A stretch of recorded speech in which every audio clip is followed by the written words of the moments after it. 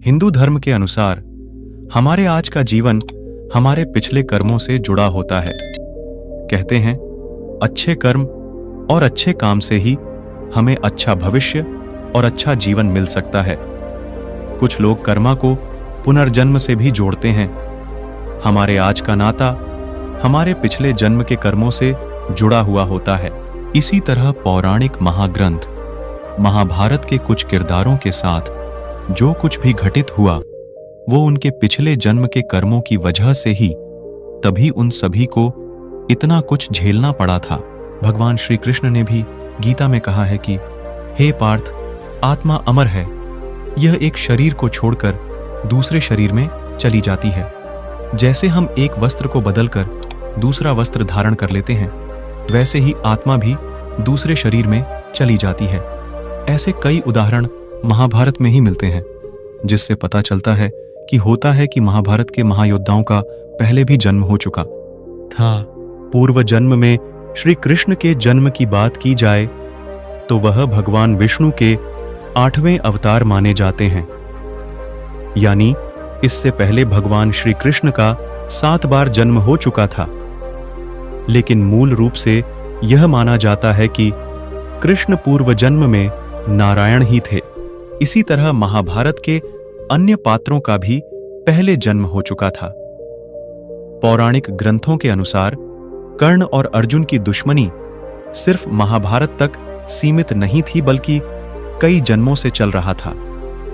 आज हम आपको महाभारत के पात्र कर्ण और अर्जुन के पूर्व जन्म के संबंध के बारे में बताते हैं। पौराणिक ग्रंथों के अनुसार अर्जुन पूर्व जन्म में नारायण के जुड़वां भाई नर थे। नर और नारायण ने दंभोदभवा नामक असुर का वध करने के लिए जन्म लिया था। दंभोदभवा ने भगवान सूर्य की तपस्या करके उनसे 1000 कवच का वरदान मांग लिया था।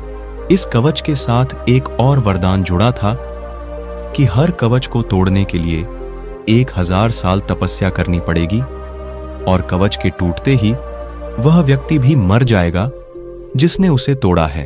वरदान के कारण वह असुर अपने को अजेय अमर समझकर अत्याचारी हो गया था।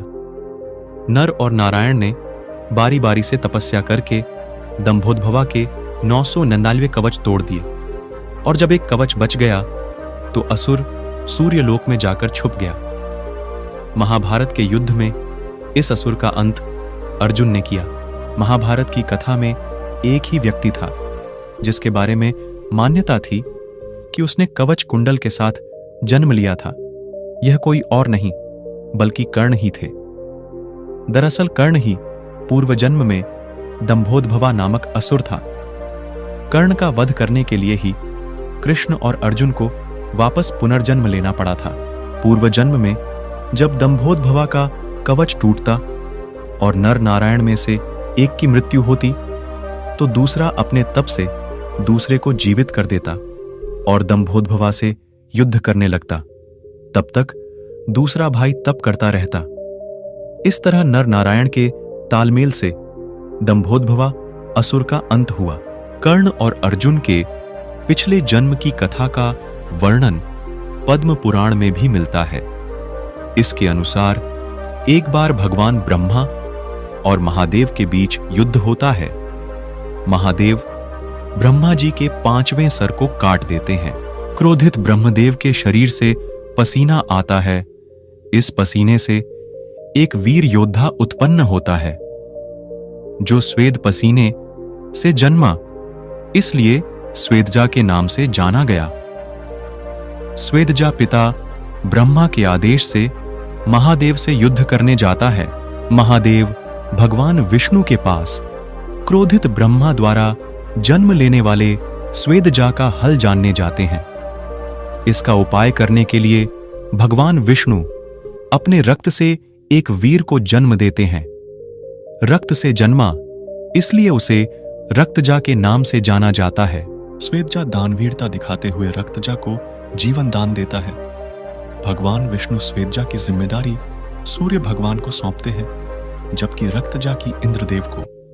वह इंद्रदेव को वचन देते हैं कि अगले जन्म में रक्तजा के हाथों श्वेतजा का वध अवश्य होगा।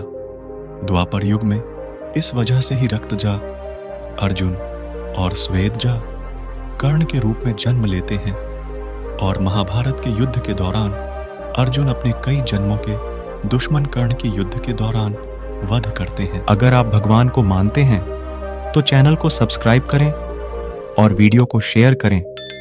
तो मिलते हैं अगले वीडियो में।